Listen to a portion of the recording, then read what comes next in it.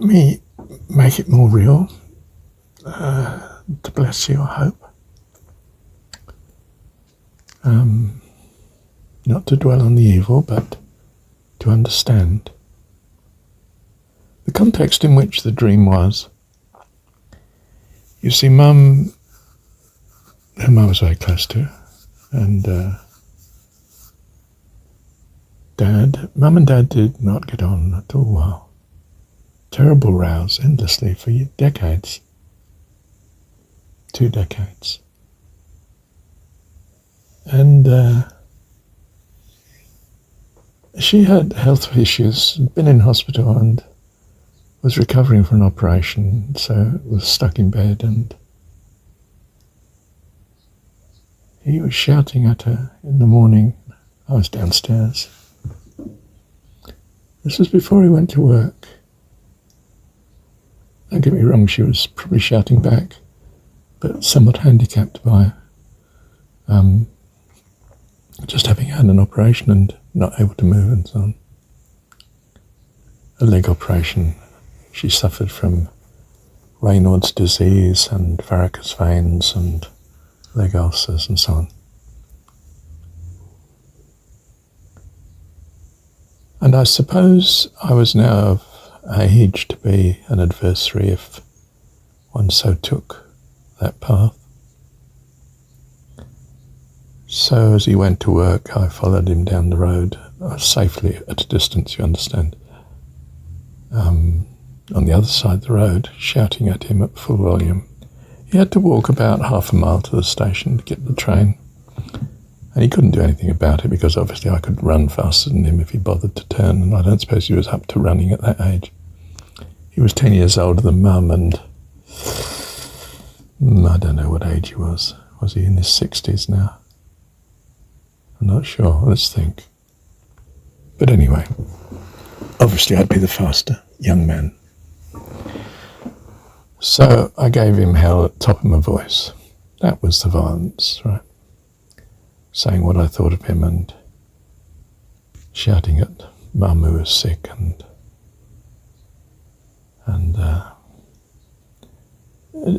generally defaming him in public, because there would have been other people in the street, you see.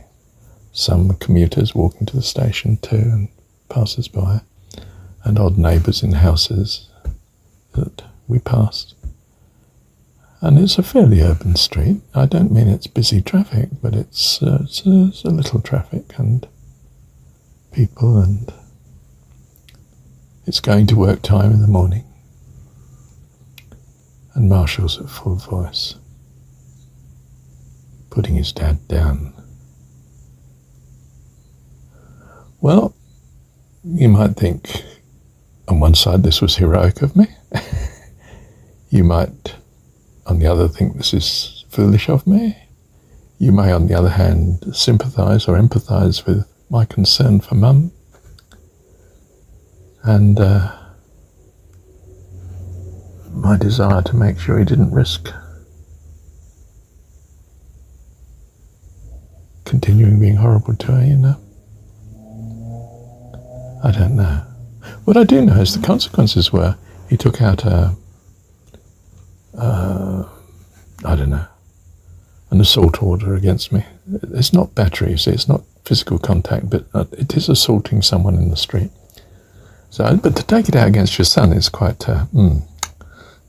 yeah, okay. Well, Mum wasn't having any of this, of course. She got in touch with our solicitor.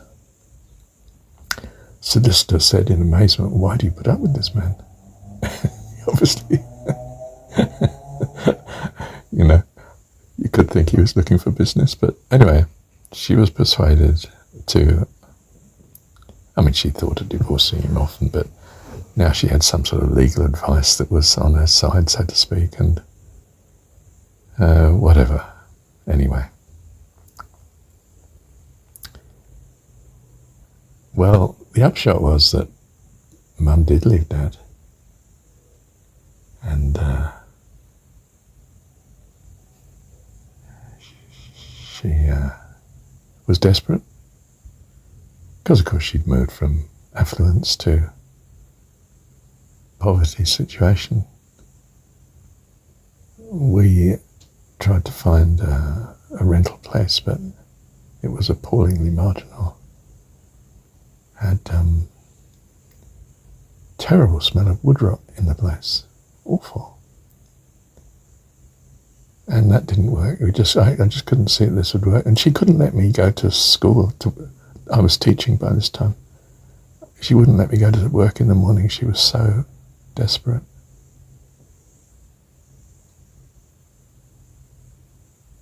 So I took the initiative, if you can call it that. Put her on a train to her mum. Lived in a council house on her own. Mum. Some degree of dementia. Her mother had, my gran. And I thought, well, Mum can look after Gran, and it's accommodation much better than here. And obviously I can't not go to work. I couldn't see a solution. I couldn't see this working. I mean, I could see her having a breakdown. And I actually did what I thought was right.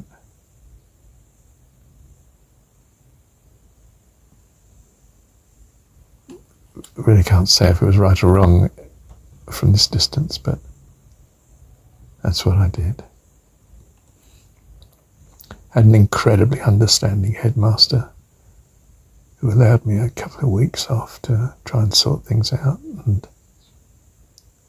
and found me accommodation with a lady down the road from the school that I taught at, a Mrs. Abbott, widow, elderly, very old-fashioned, lovely person she was to me. Absolute mother, in a traditional sense. And, dropped dead when I went to do the drying up with her. Just, oh no, it's quite okay, Men don't do that sort of thing. It was that sort of era she'd come from, So she appreciated the least thing that you did for her. And she would leave me food. When I come in late at night, she'd leave it and a flask of hot drink. Gosh, she was a good soul. Anyway, I got but do you see, from this anger of shouting at Dad, it was not the best thing to do. I mean, it resulted in divorce. It resulted in 2.5 days in the High Court in London, and incredible distress, and Dad going back to his first wife and leaving all his wealth to her, and Mum being impoverished, and Mum and I being separated by circumstances as well. And I didn't feel I could stay with Dad because I was the cause in some sense of the problem. Well, I wasn't. They were the cause, but you really can't blame the kids even when the kids get older. But do you see, my intervention was not right, really. I could argue it was for noble intent, but war and violence always is, isn't it? I could have handled it infinitely better if I'd had much more wisdom. Oh my goodness. Was I the cause? Well, I was the catalyst, unquestionably. But the causes were much deeper than... They always are, you see. We are the focus, all of us, Mum, Dad, me, of causes and conditions beyond our control and beyond our ability to cope with such. Except we have a relationship with God of incredible trust in the storms of life. And then you do make much better decisions I think. And you can only find out by becoming much closer to God and finding out if it's true.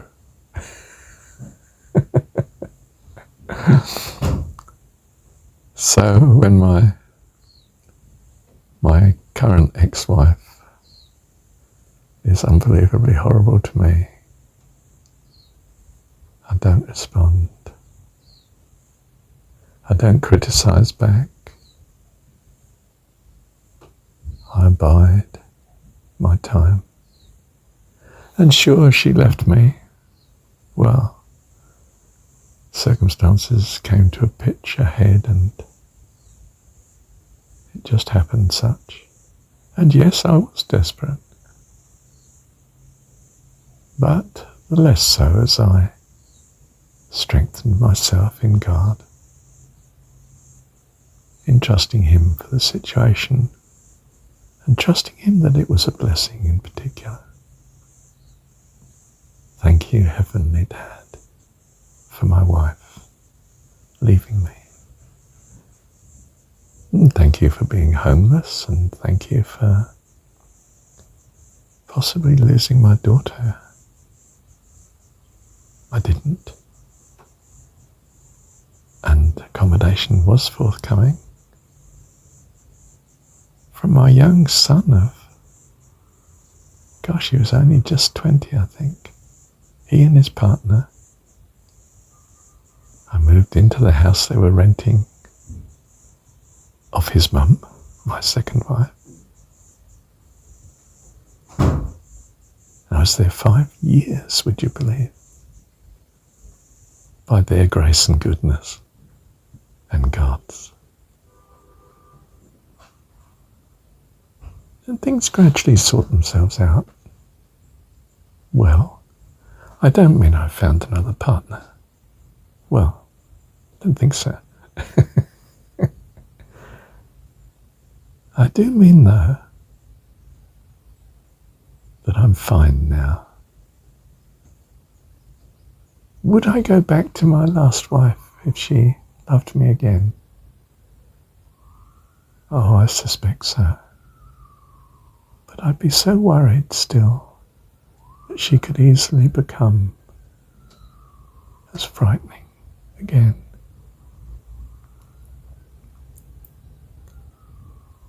But I'd probably take the risk. After all, I've much less to lose now.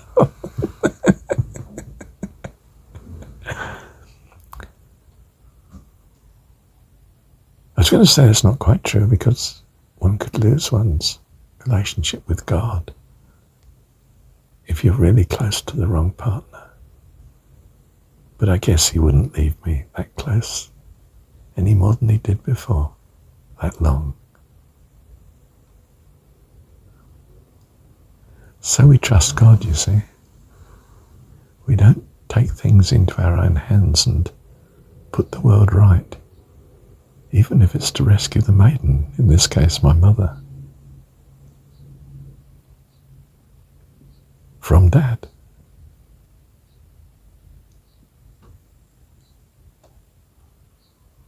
Probably wasn't needed. After all, they'd managed 18 years or something. Well, if you call that managing, murdering each other. Oh dear. And she spent the next, 25 years or 30 years continuing to hate him, even though he was dead after a few years.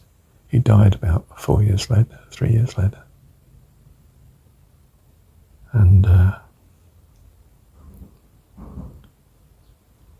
she carried on living in a council place in where her mum lives. Her mum died, of course. Dementia.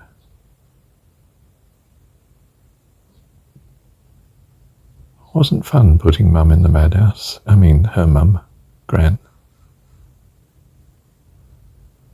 Gets to a point where Mum couldn't cope with her mum, my grandmother, any longer, and had to admit her mother to the asylum. We'd call it politely a dementia unit these days, wouldn't we? And we'd probably control many of the patients with drugs.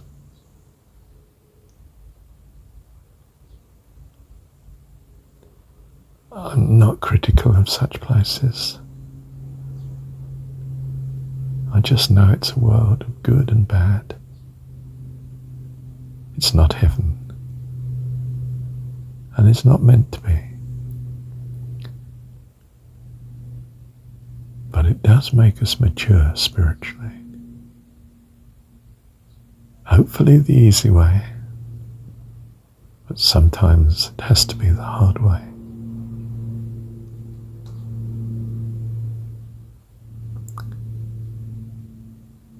Be wise. Try and make it the easy way. With wisdom, observation, caution, understanding, peace. Above all, devotion to your God that personifies what you truly value. And it's not violence and revenge or anger. Well, all sorts of things I could list. It's not that, is it? So quick about it, dear friend, and learn from the experience of others, even Marshall. Bless you. Thank you, Heavenly